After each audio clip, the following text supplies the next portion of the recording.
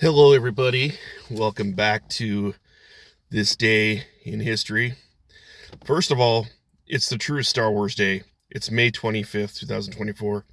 May 25th, and it's the time right now is 5:01, which is significant because of the 501st. The Star Wars Costuming Club. They're the Imperials. They're the bad guys that do good. I thought it was kind of fitting that I filmed this episode of This Day in History a little bit later in the day. Um, like I said, first and foremost, it is the true Star Wars Day because it is on this day in 1977 that Star Wars premiered. I'd like to give a shout out to my best friend Darrin and his wife Kayla. This is their anniversary day today. She allowed him to get married on Star Wars Day. So that was pretty interesting. We have some interesting stuff that happened today.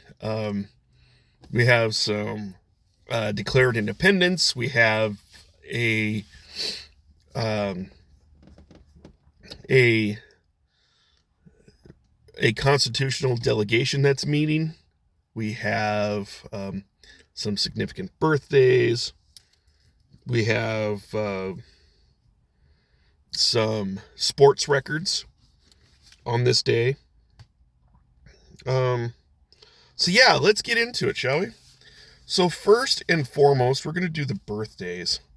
And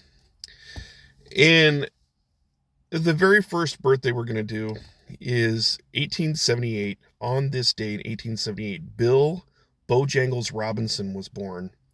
And he was an African American entertainer. He was mostly known in the 30s for his dancing roles with Shirley Temple. In 1887, Italian priest and saint Padre Pio, he was born on this date, 1887. 1889, Igor Sikorsky. If you know anything about aviation, this guy was a pioneer. He was born on this day in 1889. He was the guy who successfully developed the helicopter as we know it today. He actually got it working. He, made it into a viable thing. He didn't invent the helicopter because actually, Da Vinci actually had invented the concept of a helicopter, but obviously back then they didn't have the means of producing the mechanics necessary to create the lift and all that stuff for what is needed for a helicopter to get off the ground. So that was it's pretty innovative. Igor Sikorsky, he developed the first successful helicopter, and he developed it. I'm wanting to say it was like in 1947 that the very first working helicopter. I've heard stories that they used helicopters in World War II, but that's not right because I don't think the first working prototype even got off the ground until 47, at the very least. But I think the first successful flight might have been 1949. I'm a little fuzzy on that, but at any rate, the Russians beat us on that one. Sikorsky, he was Russian born, but he developed the helicopter, and it so it wasn't used in World War II because it wasn't developed until after the war's conclusion, but it was used heavily as medical transports, especially in Korea, and with the other innovations in helicopter technology that was used heavily during Vietnam as troop transports, medical transports, that sort of thing. They're gunships. They learned how to like stick missiles on them and shoot them at the enemy, and put Gatling guns and the like on them, and basically strafe an area where the enemy is overrunning a friendly position. So that sort of thing. I mean, it's been very useful. I myself have been in a helicopter twice. Both times were in Life Flight.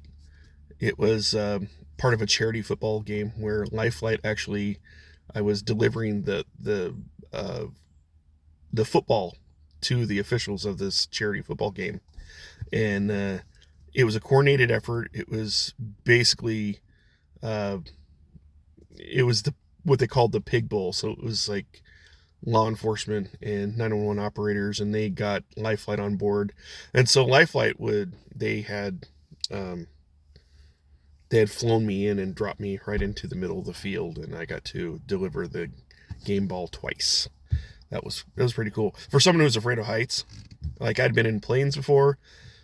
I don't like flying, but I do. It was a surreal experience for me to be in that helicopter, because it's like we just floated right off the ground, and I was excited and yet freaked out at the same time. I probably had this big stupid grin on my face. Yeah. I am back at the park today. However, by the way, that side note there, came back to the park and I got some peanuts, and I actually got to feed some squirrels. And this one squirrel what a pig. I mean, that little guy just ate and ate and ate and ate. And I got some unsalted peanuts.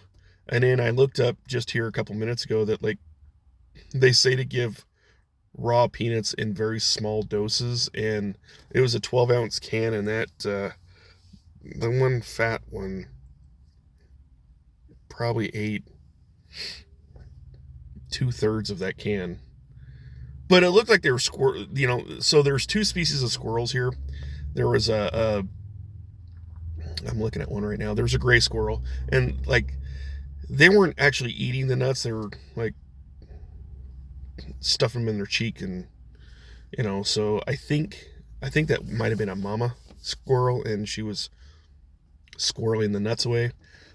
There was a red squirrel, and like, the other two were gray squirrels, and they fed right under my hand. But the red squirrel was a little skittish. He finally came up to me and was fine if I just dropped I could put the peanut down, like, just inches away from my leg, and then he'd come and get it, but he wouldn't. It took him some time, but after a long while, and it was the last of the peanuts, he did take 2 peanuts out of my hand, so that was pretty cool. Anyway, I'm digressing. Let's get back into it. So, birthdays, right? I left off in 1887 with the Padre. I don't know why with Sikorsky, that's what it was. So after Sikorsky, Robert Ludlum is an American writer who was born in 1927. It was the year my grandfather was born. I don't know why they called Ludlum a writer, but Raymond Carver, an author. Writer's a writer, right? One must have been like newspaper writer, or, any other actually pen novels or something. I don't know. I really don't. I don't look up these people half the time. I just hear something, see something that I think might be interesting, so I put it up there. But anyway, Raymond Carver was born in 1938. A year later, British actor Ian McKellen, and you might know him as Magneto from the X-Men series of movies, or you might know him as Gandalf from The Lord of the Rings. Ian McKellen's birthday is today, May 25th. 1939 is the year he was born. It's unfortunate that we never saw him in a Star Wars movie, and I hope that they bring him in on Star Wars at some point, whether it be in the various TV series, because, like, man, he's so good. Wouldn't be a bit surprised if Star Trek brings him on with his with his personal friendship with Patrick Stewart, Picard. But that'd be cool to see some more of Ian McKellen. I hope that his health is doing well. So, yeah. 1978, American football player. And when I say American football player, I mean actual real American football, not soccer. Brian Urlacher, his birthday is today. He was born 1978. So now that we got the birthdays out of the way, let's get into it. So the year is 1787. It is the American Revolution has ended. We've won. We kicked the British out. Now it's the task of adopting our new nation. So we have a 55-person delegation in Philadelphia. It's the Constitutional Convention, and they're hammering out the Articles of Confederation, which eventually will morph into our U.S. Constitution. But it is on this day in 1787 that the delegation meets and they start to hammer this stuff out. On this day in 1810, Buenos Aires establishes its own autonomous government. They sever ties with Spain. So that's quite possible that they're the ones that kind of started that domino effect for Spain losing territory in South America. Possible. I don't know. In 1895, Irish writer Oscar Wilde, he's sentenced to 2 years of hard labor. And what he stood accused of was committing acts of gross indecency with certain male persons. If I'm reading in between the lines, this basically he was sentenced to 2 years for having a homosexual act. That sort of thing doesn't happen now. We've kind of progressed in our society that that sort of thing isn't, it's not a jailable offense. But back then it was. It went against common civility. It went against polite society, that sort of thing. It was looked at as lewd and libacious acts. And so it was one of those, and I don't know if it was something that was done in public and that's how he got caught, or I don't know the circumstances of it, but he did 2 years hard labor for it.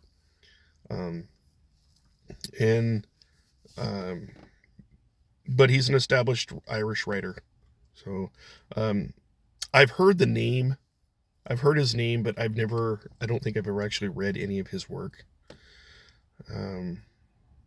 Moving right along, 1935, we got a couple different sports records that happen here. First of all, Babe Ruth will hit his 714th home run. It'll be his last home run of his career. He will retire later that same year, but it was 1935 that Babe Ruth hit his 714th home run. Also, Jesse Owens, who would be an Olympian in a year later in 1936, where he was African American. Track and field was his sport, and he soundly embarrassed the Germans. But it's on this day that he sets 3 different records, and he ties a 4th record in Ann Arbor, Michigan. This guy was fast. He was really fast, and it was kind of a blessing in disguise, really. Here is this really fast guy, African American, where back home he would be basically looked down on because of his skin tone. He goes to the Olympics, where the hosting nation also would look down on him because of his skin tone, because they're a bunch of racist bastards. And the delicious irony of it all is that he embarrasses them by beating them at their own game, by beating them in track and field, by, and winning, setting records and winning medals, and kudos to him. He's a true hero in my book. But so that was Jesse Owens on the same day that Babe Ruth hit his 714th home run.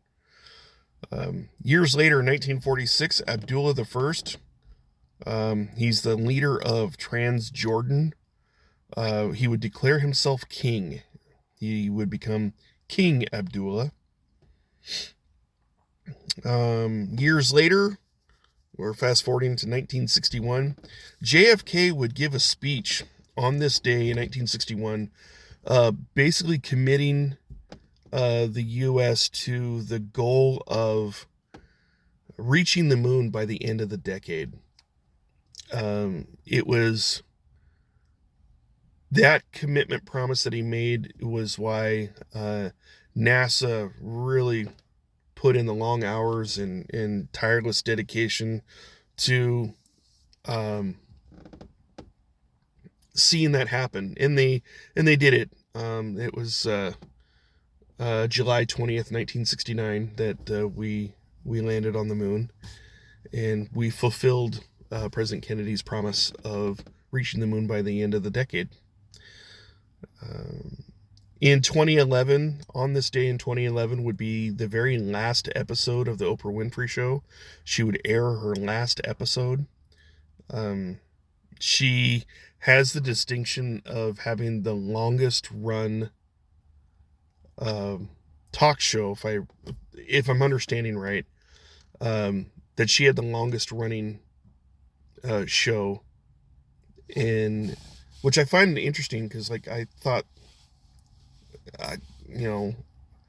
Donahue had run a long time, but apparently she had run longer, I guess. So we're going to end this with 2020. It's on this day, 2020. The article basically says that he was killed.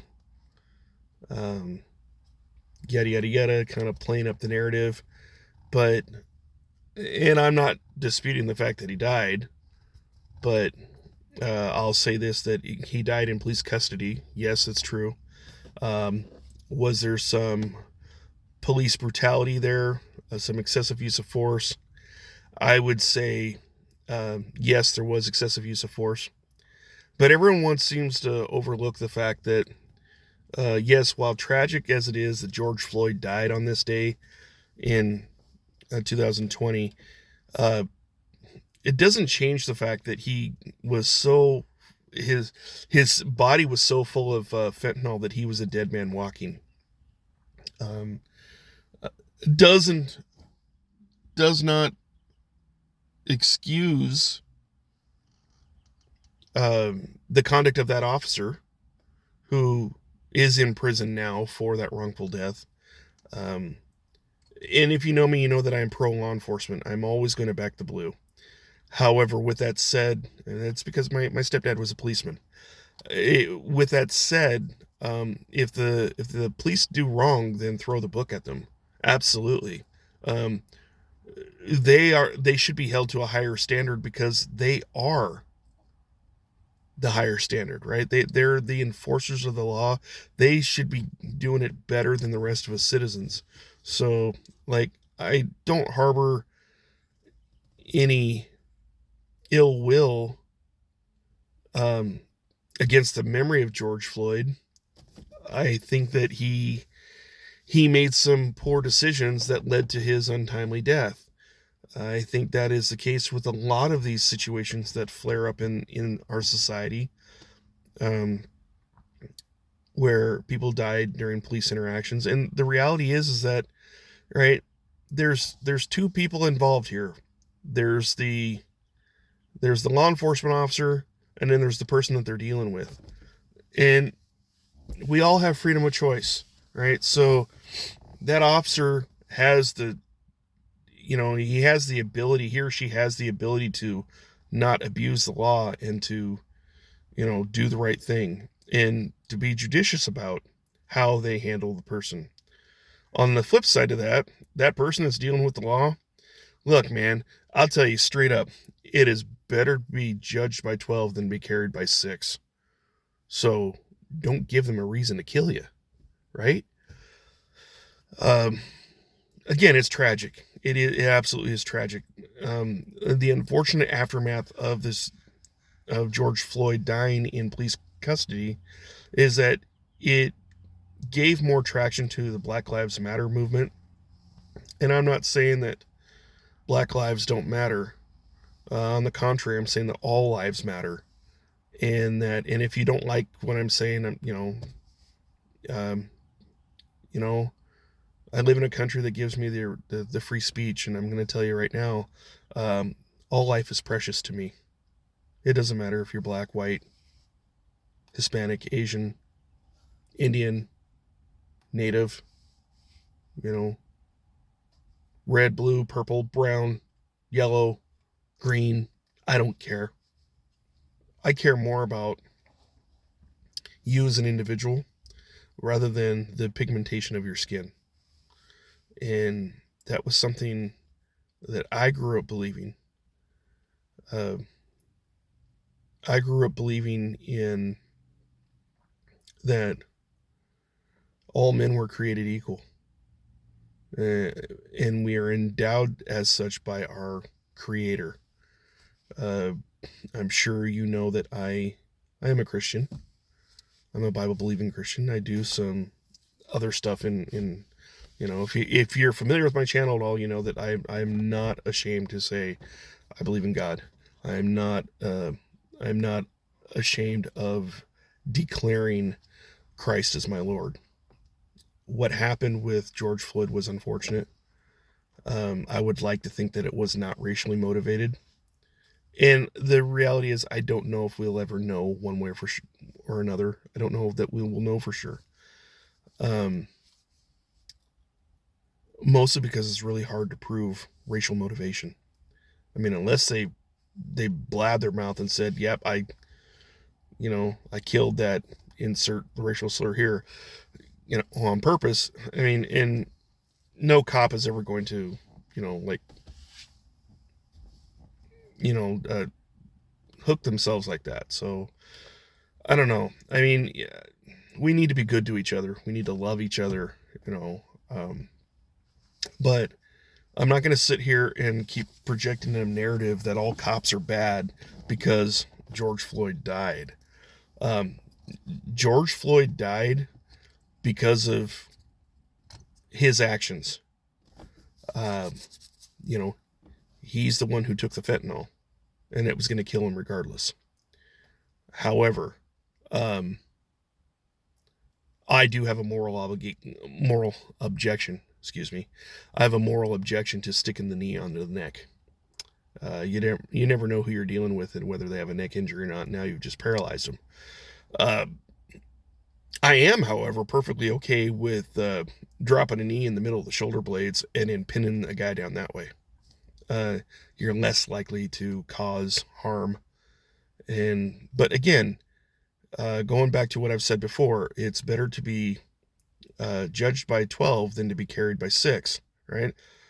So don't give the cops a reason to, like, dogpile on you and keep you pinned down. I mean, it's always better to live to fight another day. Have your day in court. Go quietly. Um, Resist verbally, but not physically. If that makes any sense. Um, you know, but use the law to your advantage. We have this thing called the Fourth and Fifth Amendment. You should use them appropriately. And again, and that's me being pro law enforcement, but at the same time, law enforcement needs to recognize rights of the individual as well. So, right, when you're at a traffic stop, you surrender your ID once they have told you that you have, what you're being pulled over for. Get them to do that. Get them to acknowledge, and not this, I'll tell you as soon as you give me ID. No, it doesn't work that way. I have a right under the Fourth Amendment to not surrender my ID without Reasonable articulable suspicion. Remember those words, right? Why have you pulled me over? What was your reasonable articulable suspicion for pulling me over? What was it? And then get their badge number, right? But here's the thing is, you do not have to talk to them. If they ask you to search your vehicle, you can deny. You can say, I do not consent to searches. They may try to go get the police dog, but, the Supreme Court has said that traffic stops can only take as long as reasonable for the original reason for being pulled over. So this is running a little long, but there's, little things like that. But you don't have to talk to the cops. You have the Fifth Amendment right to remain silent. You have the Fifth Amendment right to not incriminate yourself. You have the right to say, I am not answering your questions. Because the Supreme Court has also upheld that you do not have to assist law enforcement in their investigation. They know this. They'll lie to you to try to get you to engage with them to the point where they can continue their investigation. So keep it short and sweet to the point, right? So I went long on this one, but happy Star Wars Day, happy anniversary to Darrin and Kayla, and happy birthday, Star Wars. So this has been, yeah, buddy, I'm sorry I don't have any more peanuts for you. I should probably get out of here because these squirrels are like, oh man, when I ran out of peanuts, that's funny. When I ran out of nuts, the squirrels were like, I got mobbed. Yeah, I got mobbed. They were kicking the can around, like, sniffing around my hand, seeing if I'm trying to withhold nuts from them. It was pretty cool. But at any rate, moving right along. Have a blessed day, and we'll do it again for tomorrow, May 26th. All right, we'll see you.